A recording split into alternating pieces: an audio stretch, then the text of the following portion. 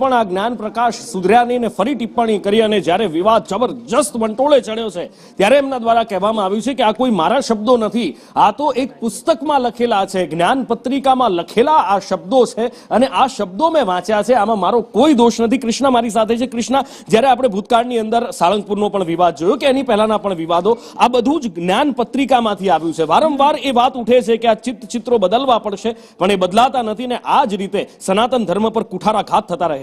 જી બિલકુલ નુપુર, સાળંગપુર ધામનો વિવાદ આપણને ખબર છે. શિક્ષાપત્રી અને જ્ઞાનપત્રીના નામે ઘણું બધું એવું લખાયું છે જે ઇતિહાસ સાથે ચેડા કરે છે. આવી મહાન હસ્તીઓ એમના ઇતિહાસ સાથે ચેડા કરે છે. પરંતુ એ વખતે જ્યારે સાળંગપુર ધામનો વિવાદ સામે આવ્યો હતો ત્યારે પણ કેટલાક પુસ્તકો સામે આવ્યા હતા અને આપણે બતાવ્યા પણ હતા કે એમાં કેવું કેવું લખવામાં આવ્યું હતું. એમાં એવું પણ લખવામાં આવ્યું હતું કે ભગવાન શિવજી જે તે કોઈ સ્વામીના દાસ હતા, હનુમાનજી કોઈ જે તે સ્વામીના દાસ હતા, એમના આશીર્વાદ માંગવા જતા હતા. આવું ઘણું બધું લખાયું હતું અને ત્યારે સનાતન ધર્મના બધા જ સાધુ સંતોએ માંગ કરી હતી કે આ બદલવું પડશે. દર વખતે તમે કોઈ બફાટ કરો અને આવીને માફી માંગી લો, એ નહીં ચાલે. ક્યાં સુધી ચાલતું રહેશે?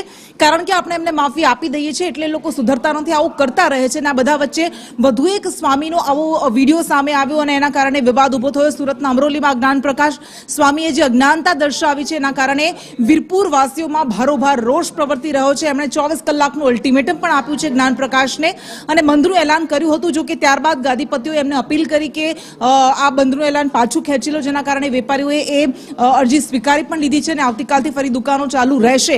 પરંતુ ઘણું બધું આમાં એ કહેવાય રહ્યું છે કે અમદાવાદના ગુરુકુળમાં પત્રિકા પુસ્તક છપાયું હતું અને એનાથી વાંચીને તેમણે આ શબ્દો કહ્યા છે. પણ એ શા માટે આવું કરે છે હંમેશા સવાલ ઉઠે છે. એટલે સવાલ હંમેશાથી ઉઠે છે.